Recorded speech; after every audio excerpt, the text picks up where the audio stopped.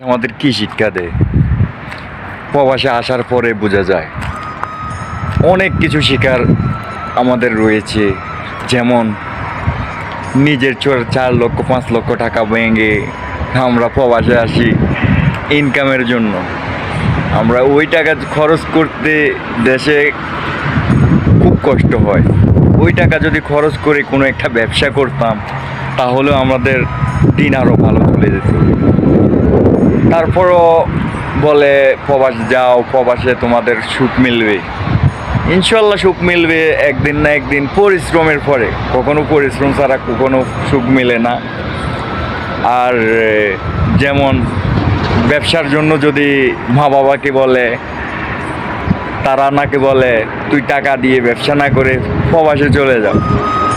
প্রবাসে এসে কী করবে এরা?